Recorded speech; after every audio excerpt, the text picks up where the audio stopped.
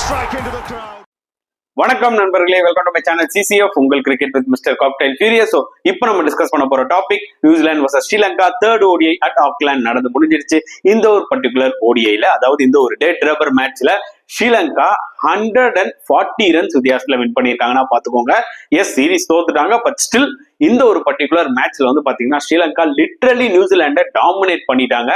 அதாவது in all டிபார்ட்மெண்ட்ஸ்னே சொல்லலாம். பேட்டிங்கா இருக்கட்டும், போலிங்கா இருக்கட்டும், ரொம்ப முக்கியமா அவங்களோட ஃபீல்டிங் அண்ட் கேட்சிங் வந்து அவுட்ஸ்டாண்டிங்கா இருந்தது. அதாவது ஸ்ரீலங்கா அவங்களோட கேமை காமிச்சிருக்காங்க. இந்த மாதிரி இன்னும் ஒரு கேம்ல அவங்க காமிச்சிருந்தா கூட இந்த சீரீஸ் அவங்க தட்டி தூக்கி இருப்பாங்க. என்ன ஒரு மிகப்பெரிய பாசிட்டிவ் விஷயம் பாத்தீங்கன்னா ஸ்ரீலங்கா பாயிண்ட் ஆஃப் வியூல இந்த மாதிரியும் அவங்களால வந்து பாத்தீங்கன்னா வின் பண்ண முடியும்ன்றதை காமிச்சிருக்காங்க.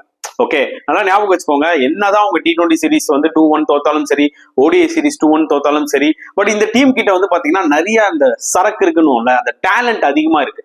அன்பார்ச்சுனேட்லி வந்து பாத்தீங்கன்னா அவங்களால சீரீஸ் தான் வின் பண்ண முடியல தவிர, பட் அந்த டெட் ரப்பர் மேட்ச் இருக்கு பாத்தீங்களா, அதுவும் ரொம்ப ரொம்ப குரூஷியல். நான் சொல்லியிருக்கேன் ஒரு அவே சீரீஸ்ல, திருப்பியும் சொல்றேன், ஹோம்ல நீங்க டெட் ரப்பர் மேட்ச் வின் பண்றது பெரிய எஃபெக்ட் தெரியாது. பட் ஆனா அவேல நீங்க ஈவன் தோ 2-0 சொல்லி சீரீஸை தோத்தாலும் அந்த மூணாவது ODI, மூணாவது T20 ஒன்று இருக்கும் பாத்தீங்களா, அது டெட் ரப்பரா இருந்தாலும் ரொம்ப ரொம்ப குரூஷியல் மேட்ச் அதெல்லாம். சோ அந்த வகையில டெஃபினட்டா ஸ்ரீலங்கா வில் பி டிசப்பாயிண்டட். அதுல எந்த டவுட்டுமே இல்லை. ஏதாவது ஒரு சீரீஸாவது வின் பண்ணிருக்கலாம்னு நினைச்சிருப்பாங்க, பட் அது நடக்கல. But still they will be happy that they showed some fight. And especially இந்த தேர்ட் ODIல அவங்க வின் பண்ண விதம் வந்து பாத்தீங்கன்னா வேற லெவல்ல இருந்தது.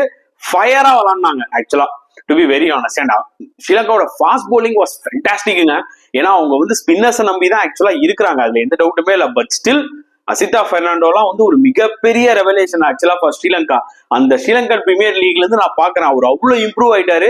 இன்னைக்கு அவர் வந்து பாத்தீங்கன்னா ஒரு மிகப்பெரிய ஸ்பியரட்டா வந்து நிக்கிறாரு ஃபாஸ்ட் போலிங் டிபார்ட்மெண்ட்ல ஸ்ரீலங்காக்கு. அந்த அளவுக்கு ஒரு கன்சிஸ்டன்சியை நான் பாக்குறேன். அசிதா பெர்னாண்டோ அவ்வளவு ஹார்ட் ஒர்க் போட்டிருக்காரு. அவரோட போலிங்கை நானும் வந்து ரொம்ப மாசமா நோட் பண்ணிட்டு இருக்கேன். இதுக்கு முன்னாடி தான் ரொம்ப எக்ஸ்பென்சிவா இருப்பாரு, லூசா போடுவாரு. ஆனா இப்ப நம்ம பாக்குற Asitha Fernando is totally different. Fantastic bowler, என்னமா போட்டாரு. அதே மாதிரி இஷான் மலிங்கா, அவரும் ஆக்சுவலா இந்த கண்டிஷன்ஸை யூஸ் பண்ணி நல்லா போட்டாரு. அண்ட் நியூசிலாந்து ஸ்டண்டுங்க, அவ்வளவுதான் சொல்ல முடியும். புரியுதா உங்களுக்கு? இந்த விக்கெட் வந்து நீங்க நினைக்கிற மாதிரி அவங்க 140க்கு ஆல் அவுட் ஆகிற, 150க்கு ஆல் அவுட் ஆகிற அளவுக்கு எல்லாம் விக்கெட் கிடையாது. பட் ஸ்ரீலங்கா அந்த அளவுக்கு சூப்பர்பா போலிங் போட்டாங்க. அட் த சேம் டைம் சூப்பர்பா ஃபீல்டிங் அண்ட் கேட்சிங் ஆக்சுவலா வந்து பாத்தீங்கன்னா ப்ரொடியூஸ் பண்ணாங்கன்னு சொல்லியே ஆகணும். And at the same time we have to give credit to New Zealand. End of the day வந்து பாத்தீங்கன்னா ரெண்டு சீரீஸும் அவங்க வின் பண்ணிட்டாங்க. That is what is more important. So இந்த மேட்சை பொறுத்த வரைக்கும் பாத்தீங்கன்னா டாஸ் இன் பண்ணி பேட்டிங் எடுத்தாங்க Sri Lanka, which is a good thing. ஏன்னா நான் திருப்பியும் அதான் சொல்ல வரேன், நீங்க in respective of any conditions in recent times வந்து பாத்தீங்கன்னா unless மழை வருது, டியூ ஃபேக்டர் அப்படின்னா நீங்க வந்து சேஸ் பண்றதுல ஒரு அர்த்தம் இருக்கும், ஒரு லாஜிக் இருக்கும். அபார்ட் ஃப்ரம் தட் நல்ல ஒரு பேட்டிங் விக்கெட் பாக்குறீங்களா, போய் இறங்கி பேட்டிங் ஆடி 50 ஓவர்ல எவ்வளவுக்கு எவ்வளவு உங்களால போஸ்ட் பண்ண முடியுமோ போஸ்ட் பண்ணுங்க. ஏன்னா இப்பெல்லாம் சிச்சுவேஷனே மாறுது. இப்பெல்லாம் வந்து பாத்தீங்கன்னா நிறைய டீம்ஸ் வந்து சேசிங்ல ஸ்ட்ரகிள் ஆறாங்க. புரியுதா உங்களுக்கு? சோ அந்த வகையில ஸ்ரீலங்கா ஒரு வழியா பாசிட்டிவான ஒரு டிசிஷன் எடுத்தாங்க பேட்டிங் எடுக்கணும்னு சொல்லிட்டு. அண்ட் 290 ரன்ஸ் போஸ்ட் பண்ணாங்க, which I thought was a very good score இந்த ஒரு ஆக்லாந்து விக்கெட்ல. ஏன்னா என்ன பொறுத்த வரைக்கும் இந்த விக்கெட்டை பார்க்கும்போது ஃபாஸ்ட் பவுலர்ஸ்க்கும் இருக்கு, அட் த சேம் டைம் பேட்ஸ்மேனாலும் ஸ்கோர் பண்ண முடியும். ஒரு 270 விக்கெட்டா இருக்குமோ மாதிரி தோணுச்சு. பட் அதுக்கு மேலே எக்ஸ்ட்ரா 20 ரன்ஸ் அவங்க போஸ்ட் பண்ணது it's fantastic effort from Sri Lanka. அதுல பிக் ஆஃப் த பேட்ஸ்மேன்ஸ் எடுத்துக்கிட்டீங்கன்னா நிசங்கா சூப்பரா பெர்ஃபார்ம் பண்ணாரு ஃபார் 66 ரன்ஸ். ஆனா ஞாபகம் வச்சுக்கோங்க, ஒரு 50 அடிச்ச உடனே அவருக்கு வந்து அந்த க்ரோயின் இன்ஜுரி வந்தது. ஸோ உள்ள போயிட்டு தான் திருப்பி வந்து விளையாடினாரு. அண்ட் குசல் மெண்டிஸ் அவரும் நல்ல ஒரு 54 விளையாடினாரு. பட் லியனிகேயோட 53 ரொம்ப குரூஷியல் மிடில் ஆர்டர்ல. ஏன்னா அந்த டைம்ல வந்து கமிந்து மெண்டிஸ் 46 ஆஃப் 71 ஒரு மாதிரி ஒரு ஸ்ட்ரகிளிங் இன்னிங்ஸ். அவரும் அவுட் ஆயிட்டாரு, செட் ஆகி அவுட் ஆனாரு. டக்குனு 300 விக்கெட்டும் போச்சு. அந்த டைம்ல அவர் அடிச்ச அந்த 53 வாஸ் மெயின் ரீசன் இன்னைக்கு ஸ்ரீலங்கா வந்து பாத்தீங்கன்னா 290 அச்சீவ் பண்றதுக்கு. அண்ட் நியூசிலாந்து போலிங் எடுத்துட்டீங்கன்னா ஆஸ் யூசுவல் மேட் ஹென்ரிங்க ஃபேண்டாஸ்டிக்கா போலிங் போட்டு 4 விக்கெட் எடுத்தாரு. சாண்டரும் டீசெண்டா போட்டு 2 விக்கெட் எடுத்தாரு. But Sri Lanka batting performance was fantastic. So credit கொடுத்துருவோம். சோ சேசிங்ல நம்ம என்ன நினைச்சோம், ஆப்வியஸ்லி நியூசிலாந்து கிட்ட நல்ல பேட்டிங் லைன் அப் இருக்கு, நல்ல ஃபார்ம்ல இருக்காங்க பிளேயர்ஸ். சோ ஆப்வியஸ்லி இதை சேஸ் பண்ண வாய்ப்புகள் இருக்கு. But still 290 was a good score மாதிரி தோணுச்சு. ஓப்பனிங் ஸ்பெல் போட்டாரு பாருங்க அசிதா பெர்னாண்டோ, எப்பா ஃபயர் தாங்க, சான்ஸே கிடையாது. அதாவது தீக்ஷனா வந்து ஃபர்ஸ்ட் வில்லியங் அவுட் ஆகிட்டாரு. ஆனா அதுக்கப்புறம் வந்து அசிதா பெர்னாண்டோ போட்டு விக்கெட்ஸ் எடுத்தாரு பாருங்க, டெரிஃபிக் டெலிவரி. இந்த வே ரச்சின் ரவீந்திரா அவுட் ஆனது இன் ஸ்விங்கிங் பால், சும்மா ஸ்டெம்ஸ் எல்லாம் பறக்க ஆரம்பிச்சது. நிஜமாவே ஃபேண்டாஸ்டிக்கா போட்டாரு. ஒரு டெஸ்ட் மேட்ச் பாக்குற மாதிரி ஆயிடுச்சு சடனா. ஏன்னா பிட்ச்ல அந்த ஒரு சின்ன நிப்பு இருந்தது. சோ நியூ பால்ல கண்டிப்பா அதை நீங்க யூஸ் பண்ணலாம். எக்ஸாக்ட்லி அசிதா பெர்னாண்டோ தான் யூஸ் பண்ணாரு. இன் பிட்வீன்ல இஷான் மலிங்கா வந்து அவரும் நல்லா போட்டு 3 விக்கெட்ஸ் எடுத்தாரு. அண்ட் எஸ்பெஷலி ஸ்ரீலங்காவோட கேட்சிங் வேற லெவல்ல இருந்துச்சுங்க. நான் இது எக்ஸ்பெக்ட் பண்ணவே இல்லை. புரியுதா உங்களுக்கு? ஆக்சுவலா ஏன் 150க்கு நியூசிலாந்து ஆல் அவுட் ஆனாங்கன்னா, it was a fantastic bowling from Sri Lankan bowlers, அதுல எந்த டவுட்டுமே இல்லை.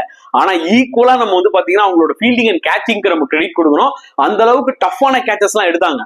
புரியுதா உங்களுக்கு? பாயிண்ட்லயா இருக்கட்டும், கல்லிலியா இருக்கட்டும், ஸ்கொயர் லெக்லயா இருக்கட்டும், எல்லா இடத்துலயுமே வந்து பாத்தீங்கன்னா அவங்க எடுத்த கேச்சஸ் எல்லாம் அவுட்ஸ்டாண்டிங்கா இருந்தது. அதனாலதான் இந்த அளவுக்கு டாமினேட் பண்ணிருக்காங்க இந்த ஓடிஐ ஸ்ரீலங்கா. சோ ஆப்வியஸ்லி நிறைய பேர் சொல்லுவீங்க, ஒரு டெட் ரப்பர் மேட்ச்க்கு என்ன ப்ரோ இவ்வளவு பில்டப்னு. ஒரே விஷயம் ஞாபகம் வச்சுக்கோங்க, எந்த ஒரு மேட்சா இருந்தாலும் அது ஒரு இன்டர்நேஷனல் மேட்ச். அந்த ஒரு இன்டர்நேஷனல் மேட்ச்ல ஒரு டீம் வந்து ஒரு டீமை டாமினேட் பண்ணிருக்குன்னா கண்டிப்பா அந்த டீமுக்கு நம்ம கிரெடிட் கொடுத்தே ஆகணும். அட் சேம் டைம் நம்ம நியூசிலாண்டையும் வந்து பாத்தீங்கன்னா பாராட்ட தான் போறோம். அதுல எந்த டவுட்டுமே இல்லை. பிகாஸ் எண்ட் ஆஃப் த டே உனக்கு என்ன முக்கியம்? சீரிஸ் வின் பண்றது. அதுதான் எக்ஸாக்ட்லி நியூசிலாந்து பண்ணிருக்காங்க. நிறைய பாசிட்டிவ்ஸ் அவங்களுக்கு இருக்கு. மேட் ஹென்ரியோட ஃபார்ம் வந்து பாத்தீங்கன்னா அவுட்ஸ்டாண்டிங்கா இருக்கு. அதுல எந்த டவுட்டுமே இல்லை. ரச்சின் ரவீந்திரா இந்த சீரீஸ்ல ரன்ஸ் அடிச்சிருக்காரு. முக்கியமா சாப்மேன், நல்லா ஞாபகம் வச்சுக்கோங்க, நியூசிலாந்து இந்த ஒரு 150 ஆல் அவுட் ஆயிருக்கலாம். பட் அதுல சாப்மேன் அடிச்ச அந்த 81 ரொம்ப ரொம்ப இம்பார்ட்டன்டான ஒரு இன்னிங்ஸ் அவருக்கு பர்சனலா. பிகாஸ் அவருக்கும் வந்து பாத்தீங்கன்னா ரீசெண்ட் டைம்ல நிறைய ஆப்பர்ச்சுனிட்டிஸ் கிடைக்குது. ஸோ இப்பதான் ரீசெண்டா அவரும் கன்சிஸ்டன்டா விளையாட ஆரம்பிச்சிருக்காரு, ரன் ஸ்கோர் பண்ண ஆரம்பிச்சிருக்காரு. So is a very integral part of என்ன சொல்றது நியூசிலாந்து பேட்டிங் லைன் அப் நான் சொல்லுவேன். ஸோ அவருக்கு கண்டிப்பா இந்த ஒரு 81 is going to give him lot of confidence in future matches.